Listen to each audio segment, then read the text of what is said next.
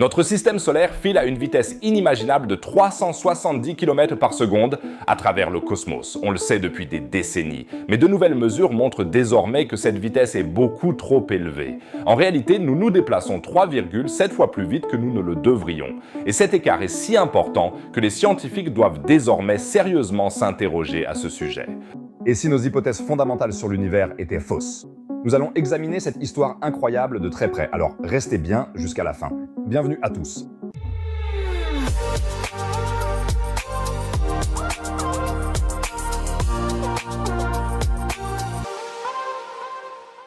La vitesse dans l'espace est toujours une question délicate. Quand je dis que la Terre se déplace à 30 km par seconde autour du Soleil, cela semble impressionnant. Mais par rapport à quoi? Dans l'espace, il n'y a pas de point de référence fixe, pas de système de coordonnées cosmique avec un point zéro absolu. Tout se déplace par rapport à tout le reste. Mais avant de sombrer dans des réflexions philosophiques, abonnez-vous d'abord à la chaîne. S'abonner ne coûte absolument rien. Vous ne manquerez plus jamais de découvertes astronomiques passionnantes et vous m'aiderez beaucoup par la même occasion. Ceux qui sont déjà abonnés aident beaucoup la vidéo en mettant un pouce bleu. Peut-être atteindrons-nous les 5000 likes. Merci beaucoup les amis. Alors, comment mesure-t-on la vitesse à laquelle notre système solaire se déplace? La réponse se trouve dans un tapis cosmique qui traverse tout l'univers. Le rayonnement cosmique micro-ondes, ou CMB. Ce rayonnement est en quelque sorte la rémanence du Big Bang, un faible bruit qui nous parvient de toutes les directions de l'univers. Et comme nous nous déplaçons à travers ce tapis de rayonnement, il ne nous apparaît pas tout à fait uniforme. Dans notre direction de déplacement, le rayonnement est légèrement comprimé et plus riche en énergie, tandis que derrière nous, il est légèrement étiré. À partir de cette infime différence, un dipôle de température de seulement 3,4 millikelvin, les astronomes peuvent déduire que notre système solaire se déplace à près de 370 km par seconde. J'admire toujours ce que les gens qui ont suivi en cours de maths sont capables de calculer. Contrairement à moi, c'est la première valeur. Mais il existe une autre méthode pour mesurer notre vitesse, la répartition des radiogalaxies. Ces galaxies lointaines émettent des ondes radio, et ces ondes sont également influencées par notre propre mouvement. Lorsque nous nous déplaçons dans le cosmos, nous devrions détecter un peu plus de sources radio dans la direction de notre vol qu'à l'arrière. C'est ce qu'on appelle le dipôle cosmique. Et c'est là que ça devient intéressant. Une équipe internationale de chercheurs dirigée par Lucas Boehm de l'université de Bielefeld a justement mesuré ce dipôle. Et le résultat est pour le moins surprenant. Pour leur analyse, les scientifiques ont évalué les données de 6 relevés radio différents.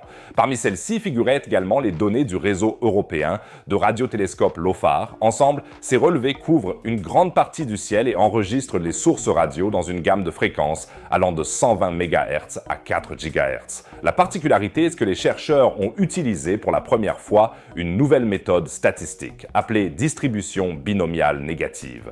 Un mot fantastique pour le Scrabble. Cela semble compliqué, ça l'est. Les radiotélescopes à haute résolution montrent souvent plusieurs composants d'une même galaxie comme des sources distinctes. Il en résulte une surdispersion des données et la variance observée est plus importante qu'avec une simple distribution aléatoire. La nouvelle méthode tient compte précisément de cela et fournit ainsi des résultats plus précis. Boehm et son équipe ont constaté que le pôle radio mesuré, c'est-à-dire l'écart lié à la vitesse dans la distribution des galaxies, est 3,7 fois plus élevé que prévu. Avec une signification statistique de 5,4 sigma, cette mesure dépasse le seuil à partir duquel les scientifiques parlent d'une découverte certaine. Et c'est un problème.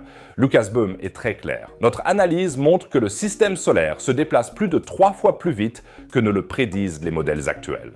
Son collègue Dominique Schwartz ajoute « Si notre système solaire se déplace réellement aussi vite, nous devons remettre en question nos hypothèses fondamentales sur la structure à grande échelle de l'univers. » Attendez, c'est peut-être ce que vous vous dites. Est-ce que ça ne pourrait pas simplement être une erreur de mesure? Peut-être que les chercheurs n'ont pas été si attentifs en maths et après tout, ce sont des mesures très précises qui sont faites ici. Des erreurs peuvent bien arriver, non? Bonne question. Les chercheurs ont vérifié précisément cela. Les écarts sont beaucoup trop importants pour pouvoir être expliqués par des imprécisions de mesure ou des erreurs systématiques. De plus, différents relevés radio à différentes fréquences montrent tous le même écart. S'il s'agissait d'une erreur systématique, elle devrait être constante dans toutes les gammes de fréquences. Et cela est extrêmement improbable. De plus, l'étude actuelle n'est pas la première à constater de tels écarts. Des mesures antérieures de la distribution des quasars à l'aide de télescopes infrarouges ont donné un résultat similaire. Leurs résultats concernant la vitesse du système solaire s'écartaient même de 5,7 sigma des estimations basées sur le rayonnement cosmique fossile. Les indices s'accumulent donc pour suggérer qu'il y a vraiment quelque chose qui ne va pas ici et que, en réalité, nous ne savons rien sur le cosmos.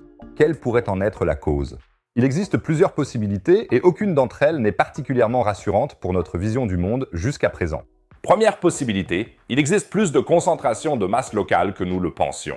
Il existe peut-être dans notre voisinage cosmique de plus grandes accumulations de matière qui nous attirent ou nous repoussent plus fortement que ne le prévoit le modèle standard. Vous avez peut-être déjà entendu parler du Deep Hole Repeller. Il s'agit d'une immense région vide dans l'espace qui repousse notre groupe local, tandis que le superamas Shapley nous attire. Peut-être que ces effets sont plus forts que prévu. Deuxième possibilité, les radiogalaxies ne sont pas réparties aussi uniformément que nous le supposons. Si la structure à grande échelle de l'univers est différente de celle de nos modèles, cela influencerait naturellement les mesures. Et cela nous amène à un problème fondamental car nos modèles cosmologiques sont basés sur le principe cosmologique. L'hypothèse selon laquelle l'univers est homogène et isotrope à grande échelle, c'est-à-dire qu'il est globalement identique partout. Si les nouvelles mesures sont correctes, nous devrons peut-être revoir ce principe. Troisième possibilité, il existe un effet physique jusqu'ici inconnu que nous ne comprenons pas. Peut-être que l'énergie noire joue un rôle différent de celui que nous pensions, ou qu'il existe des courants à grande échelle dans l'univers qui sont plus forts que prévu. Certains chercheurs parlent d'un bulk flow cosmique, une sorte de courant de masse à une échelle gigantesque et plus fort que ne le permet le modèle standard. Tout cela semble assez révolutionnaire, non ? Et ça l'est aussi. Car, quelle que soit l'explication qui s'avère juste, elle signifie toutes que nos modèles actuels sont remis en question. Mais avant que tout le monde ne panique, c'est exactement comme ça que fonctionne la science. Nous élaborons des théories, faisons des prévisions, effectuons des mesures et si les mesures ne correspondent pas aux prévisions, nous devons adapter nos théories. Ce n'est pas un échec, mais un progrès. Et les astronomes n'ont bien sûr pas encore terminé leurs recherches. D'autres radiotélescopes scruteront le ciel dans les années à venir et fourniront des données encore plus précises. Le Square Kilometre Array, ou SKA, l'un des projets de radiotélescope les plus ambitieux jamais réalisés, sera mis en service à un moment donné et nous fournira un nouveau flux de données.